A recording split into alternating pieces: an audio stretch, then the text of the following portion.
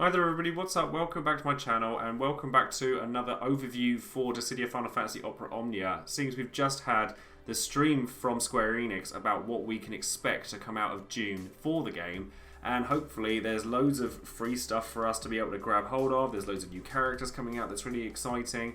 There's loads of just really nice things coming out of June by the looks of things, and this is the month where we're getting characters that we really want to be pulling for. So if you want to find out what's coming up and what to look forward to, then stay tuned and keep on watching. As always, don't forget to check all the social links in the description box below, including Patreon and Discord and Twitch and all that good stuff. And if you guys, I tell you what, if you manage to get on the stream or like playing on the stream, more power to you, because I've been sitting there every single time we have one of these streams, like making sure to press the button to join in a bit early, because obviously the stream delay is a thing and I never get to play with those guys, and it would be really nice one time. But anyways, let's have a look at some of the stuff that we've got coming up in June for Dissidia Final Fantasy Opera Omnia. Before going into the main brunt of it, it's nice to note that we're going to be getting a nice little lump of free gems, 7,000 in fact, just by logging in once anytime between May 31st and June the 7th, so be sure to log in during those days, because then you're just going to get a pull and a half basically for absolutely nothing, so there's no reason not to do that. And then we also have the Final Fantasy Portal app having a nice little crossover thing with Dissidia Opera Omnia, where if you log into that, do some bits on there, then we'll all accumulate points as a community towards getting some rewards for everybody, so be sure to do that when you can. Now the main thing that was talked about during the stream was going to be Ultimate Ifrit and the summon board mechanic. Now I know that there's been a lot of videos that have come around recently that have talked about this sort of stuff, and as always I shall leave links just on the side here for you to go and check out some other content creators for Opera Omnia, because they will have done some videos on the summon boards already, but I'll go over them quickly as to what they are. Basically, with Ifrit in particular, they're going to release these every couple of months where a summon in particular is featured, and you can go through their summon board in order to gain resources to level up Ifrit himself to level 30, while also gaining passives for each character that goes through the board. And going through the board means that you're going to be able to get extra resources in terms of like tickets and gems and things like that, armor tokens, which we'll get to in a little while, but you're also going to be able to just make your characters a little bit stronger, which is really nice, and it's going to give free-to-play players an absolute goldmine to farm, because there's so much you can get out of it. As a matter of fact, they actually showed us exactly what you can get out of it in the summon board kind of poster that they made. There's over 27,000 gems to earn for every character that you go through it with, and this is just with the characters that are currently available. As more characters come out, obviously it's going to be a real trickle from that point onwards, and if you manage to go through with every character that quickly, then well done, because you have more patience than I do. Though I'm going to try my best to go through as much of it as I can. You get over 270 tickets, and you'll get over 460 armor tokens, and then they're also, like, you're going to get these permanent status boosts that you're going to just be able to make your characters stronger. Each character, as it says, has their own Ifrit summon board, so it means that each character is going to be able to go through it individually. But you're going to want to have a character that's going to be able to carry these characters through an event like this. Quistis is actually very strong for this, because Ifrit is a singular boss, which means that you can delay him to hell and back and make it so that he never ever gets a turn. But we're also going to be getting super synergy characters as well, which are going to be characters that are going to be able to boost the score that you get for all of your characters and be able to spend the points more easily on getting those passives and getting those rewards. And there's going to be a banner that comes with it that wasn't mentioned in the stream that will feature Vanille EX. Vanille EX was shown off during the stream, but they weren't explicitly speaking about the EX.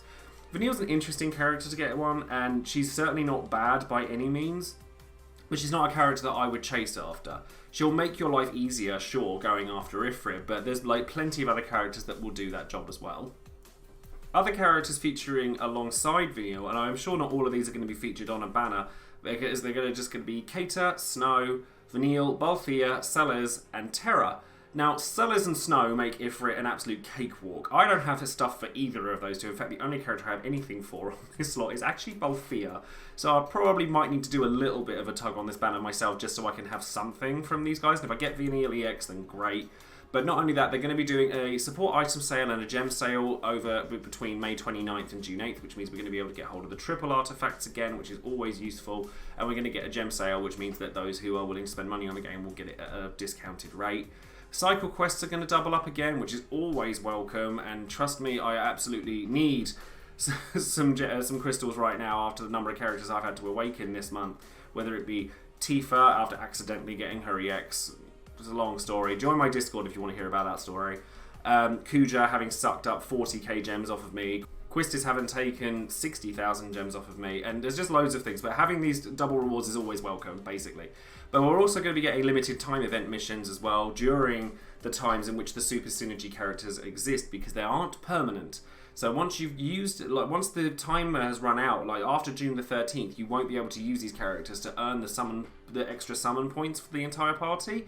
So if you want to kind of hit this hard, then doing it early is definitely better. But getting more gems and draw tickets is never going to, with the stuff that we're going to have to pull for this month, then getting more gems and more draw tickets is never, ever going to be taken for granted. We need every ticket we can get this month. So coming away from the Ifrit summon boards, again, do check out all the other content creators for their videos on the matter, because they're going to go into much greater detail about it than I have here. But we're also getting some new Fiestar Armor, which starts on May the 29th, which is tomorrow. And these are going to be kind of double ups on the 35 CP armor we already have. And by double up, I actually mean more than double up, because they start with 90 CP, which is crazy. And they give new abilities. You can take the passive from the last one and equip it. So it's just going to be really beneficial to everybody. Then it's obtainable from the armor token shop, which is really great, but they cost 20 armor tokens each.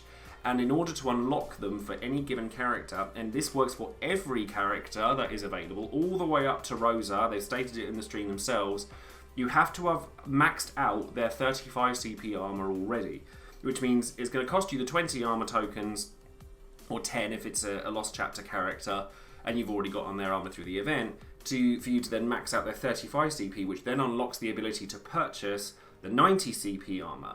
So armor tokens go from being something that's kind of throwaway and something we all have tons of, to something that's actually quite premium, and you have to be quite careful how you spend them. Because as much as it would be wonderful to have 120 CP armor on your character, and it's all lovely and great, it costs 80 armor tokens for you to do that, and if you're going to be able to do that for every usable character you have, it's going to cost you way more than you can afford. So be very careful how you spend these. Getting one 90 CP armor for each of the usable characters you have is going to be useful, and then obviously it means that you could save up some armor tokens for characters that you're going to be getting in the future, or you can go back and then start limit breaking some of the ones you've already done, and then that way you're just building up slowly. But this will mean that you can equip much better artifact, or you get a much wider range of artifacts available to you, because your 15 CP crazy artifacts won't max your CP out anymore. So this is a really good thing, and getting an extra passive is never going to hurt. So pick and choose your favourite characters, the ones you love using. Going through the Ifrit summon board will get you a butt ton of armor tokens, and just make sure that your best character is the best that they can be. Then something else that was brought up in the stream as well that was quite interesting, as it's something we've never seen before through JP or Global, are these Perfectum Lost Chapter trials. They are supposed to be trials in a similar vein to the Chasm style or Heretic Quest style events, so ones that you can use certain characters for and then they get locked out, presumably, that are themed around previous Lost Chapters.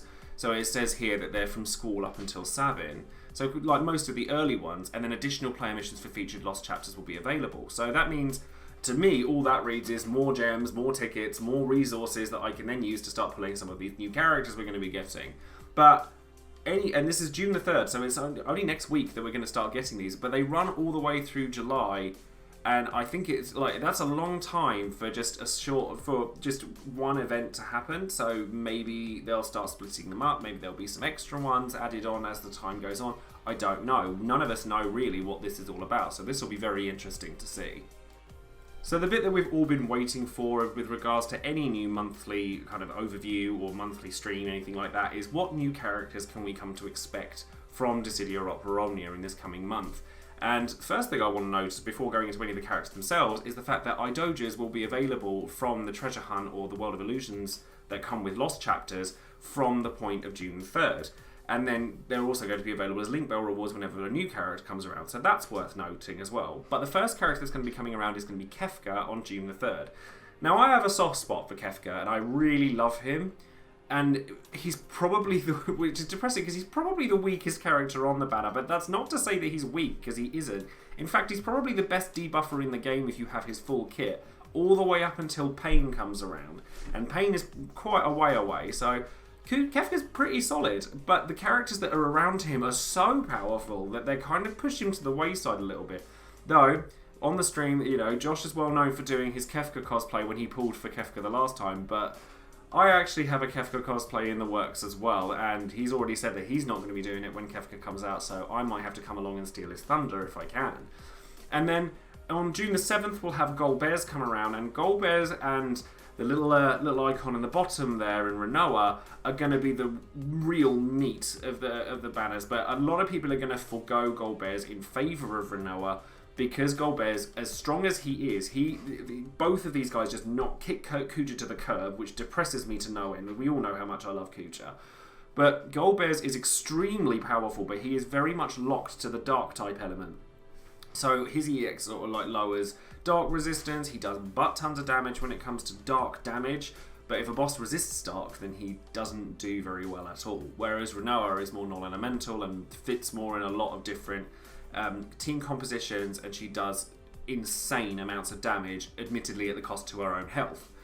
And then, before we get to Rinoa, we also have Lena. Now, Lena is a character that I have recently been speaking about more, but I've always sat there and thought that she was a character that I was going to pull on, and she comes around on June the 17th because her 6060 Awakening and her EX are extremely powerful. Obviously, I'm going to go into more detail with these when I do Should You Pull videos for these characters over the course of the month, but of these characters, the ones that you're really, really wanting to hone in on are going to be Lena and Rinoa, but pulling for either of the other two is not going to be bad for you. I told everybody to save their gems over the course of May for a reason.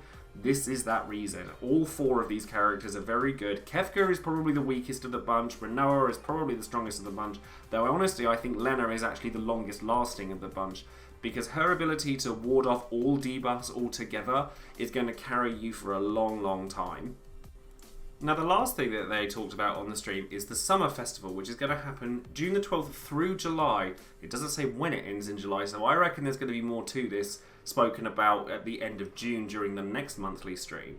But there's a lot of really cool things going on through this as well. So, Cycle Quest and Daily Mission rewards are doubled. Now, double daily missions means double gems in a day, and that makes me happy. So, that's worthwhile in and of itself. And this goes on for a month. That's great. Festive gem sales, which means more gems for people who are willing to spend money. Chocobo panels for the summer, which they've said is going to stack on top of the bi-monthly Chocobo panels. So there's going to be loads of Chocobo panels for everybody to do, which means more gems, more tickets, more resources, all that good stuff.